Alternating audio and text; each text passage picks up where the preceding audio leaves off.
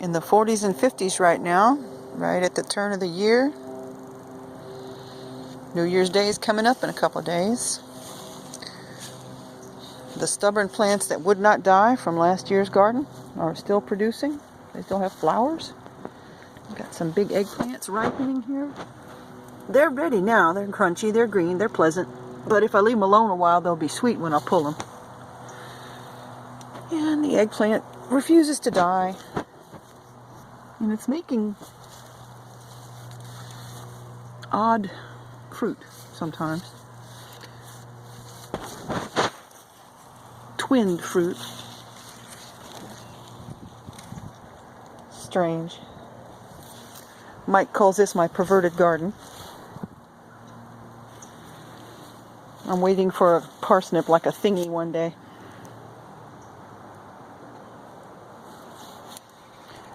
These little dwarf eggplants are kind of nice. You can stir fry them. This is the most bug-troubled cabbage. I think it's snails and slugs. There aren't that many. There's not activity every day. It depends how cold it is and how wet. I guess I'll put out some baits. I try not to use poisons, but I don't mind snail bait. Usually it's iron in a carbohydrate pellet. Nobody cares if a little iron gets loose in the garden. These are doing better. All of them are growing well. When I take the cabbage head off, I'm going to leave the plant.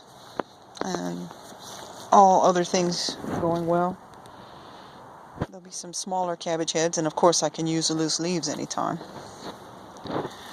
I put out some weeds, plantain, to see what they would do if they were taken care of, and that looks pretty enthusiastic. The small young leaves are tasty. You can cook them or put them in a salad. And it grows wild everywhere. So if you ever find yourself in dire straits, you can always go find something to eat around here. That's a purslane. Usually you see purslane hanging on next to the roads, cracks in concrete around here. I wouldn't want to eat that plant as is. It's probably got all kind of weird stuff in it. But if it grows and reproduces after a while, purslane is useful as a thickener. You can use it like okra. There's some more weeds. The little purple cabbage is looking fairly nice. It's one of the little seedlings that were just not real enthusiastic. But now that I've put it here in this rich composty soil and it gets lots of water runoff from the roof, we'll see what happens. I'll pull greens off of this. This would be a beet and a turnip, I think. These things came out of the hay bales last season, last summer. There's an avocado. And all of these empty looking pots, that's the root mass from some ferns that lived and died out at the family tomb. I took them home to see if some TLC would bring anything back. There's just one little bit coming back on one of them. We'll see what happens, because if that does grow back, it's a very pretty plant. Might get a nice one by next year and bring it back out to the graveyard. Still flowers on the jalapeno. New growth, looking pretty enthusiastic. There's going to be a sweet potato down there somewhere. That's full of little eggplants left to seed. And so if I keep that moist, after a while I'll get some volunteer eggplants out of that. That's a cutting from a broken cabbage. Keep that moist, it may root. So here are the avocados. That one is odd. It lays the leaves down, or they perk up, and it seems to have nothing to do with temperature or how moist the soil is or how sunny it is. If I ever figure out what makes this thing react, then I'll know what to do to encourage it more. It does have some growth up at the top. It's a going concern, and it's not dropping the leaves. So we'll see what happens with it.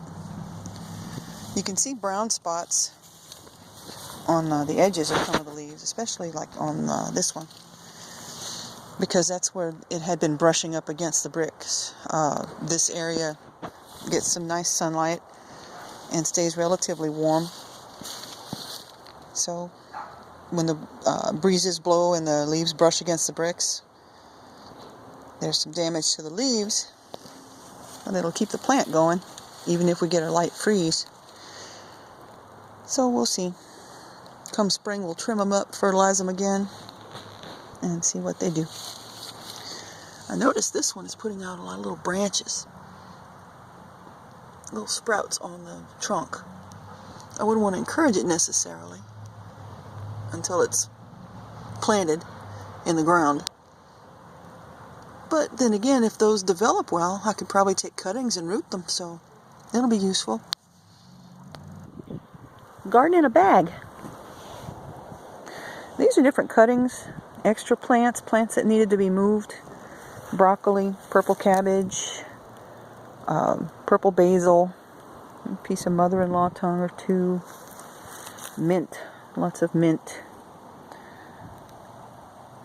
So these things I'm going to give to my boss, who has some garden areas. She's developing some container gardens. And here is the gray water bed. Some dill coming on, purple basil, green basil. 2 or 3 different types of tomatoes here, finally making some fruit. I guess it was that little warm spell in the past few days allowed them to set some fruit. It had flowers for quite some time, but I wasn't seeing fruit. There's some more rosemary, tomatoes. Notice how the peppermint is taking over the gray water bed there, where the runoff goes. That's a good thing. We see oxalis, lily of the valley, hosta, oregano, sage, and more basil. And there is some more oxalis just growing along the sides of the house. It's a weed I like. It's pretty. There's some purslane. I just stuck some bits in a saucer that catches rainwater. Looks like it doesn't want to give up, so that's good. Come spring, I may have quite a bit of it. That's an amaryllis. Forgotten bulbs. Give them a little attention and let them get some food and water, and they start really putting out. These are a red lily. St. Joseph's, maybe? I can't remember what